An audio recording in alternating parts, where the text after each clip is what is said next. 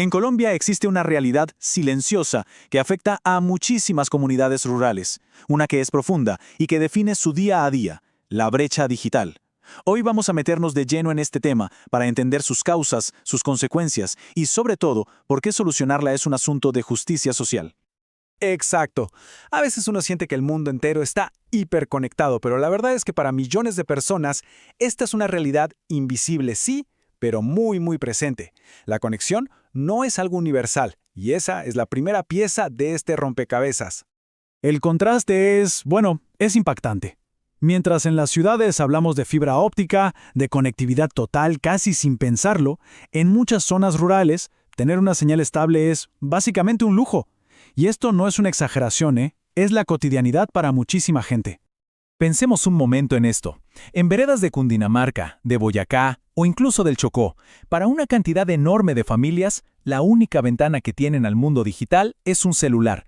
Y no solo eso, sino que a menudo es con un plan de datos súper limitado.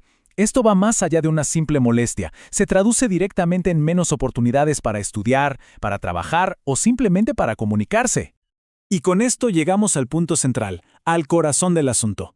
Aquí no estamos hablando solo de tecnología. La brecha digital es, en el fondo, una brecha de oportunidades. Es la distancia que separa a quienes pueden usar estas herramientas para progresar y a quienes, por ahora, se están quedando atrás. Bien, para entender de verdad este fenómeno, tenemos que ir un poco más profundo, a las raíces. Vamos a ver por qué existe esta desconexión.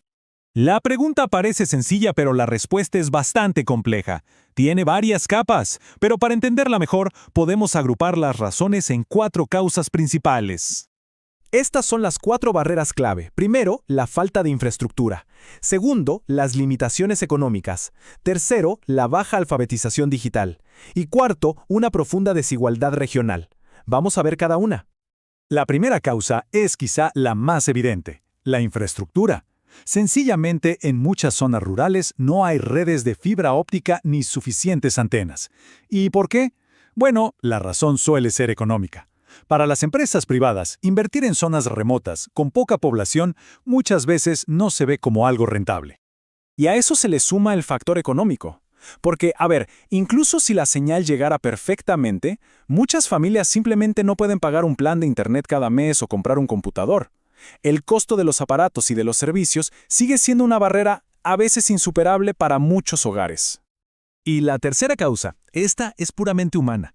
Cuando no se tiene contacto con la tecnología desde temprano, es muy común que en los adultos se genere desinterés o incluso miedo. No es suficiente con tener el equipo, hay que saber usarlo y, lo que es más importante, sentir la confianza para hacerlo. Todas estas causas, como es de esperar, tienen consecuencias muy profundas. Ahora vamos a explorar cuál es el costo real de esta desconexión, un costo que se siente en todos los niveles de la sociedad.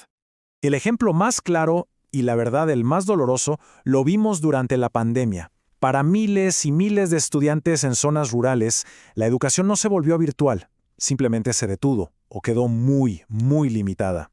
El contraste fue dramático. Mientras un estudiante en la ciudad podía acceder a sus clases virtuales, un estudiante en el campo con suerte recibía unas guías impresas. En la práctica, muchísimos quedaron completamente aislados del sistema educativo. Y más allá de la educación, está este concepto de la identidad digital. Hoy en día, una gran parte de nuestra vida, de la participación ciudadana, de la vida social, pasa en línea. Quien no está conectado, en cierto modo, es como si no existiera en esa esfera. Y eso limita su participación y hasta el ejercicio de sus derechos. Entonces, si lo resumimos, el impacto es gigante. Se bloquea el acceso a la educación y a mejores trabajos. Se frena el desarrollo económico de las propias comunidades. Se limita el acceso a información vital y a servicios en línea. Y sobre todo, se refuerza ese círculo vicioso de la desigualdad entre el campo y la ciudad.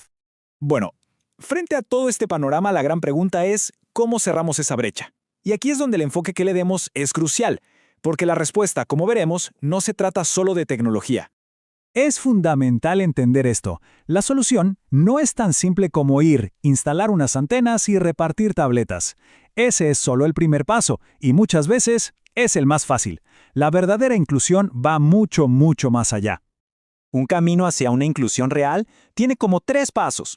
El primero, claro, son las herramientas, dar acceso a los aparatos y a la conectividad. El segundo es la capacitación, ayudar a desarrollar las habilidades digitales. Y el tercero, que quizás es el más importante, es construir confianza, ayudar a superar el miedo y que la gente se apropie de la tecnología, que la haga suya. Porque al final del día de eso se trata. Cerrar la brecha digital es abrir una puerta a la igualdad. Es darle al campesino, al estudiante, al emprendedor rural las mismas herramientas con las que cuenta alguien que vive en la ciudad. Y esta es la idea final que lo resume todo. La inclusión digital no es solo un avance tecnológico. Es un paso fundamental hacia la equidad, hacia el desarrollo y hacia una sociedad más justa. No es un tema de tecnología, es un tema de justicia social.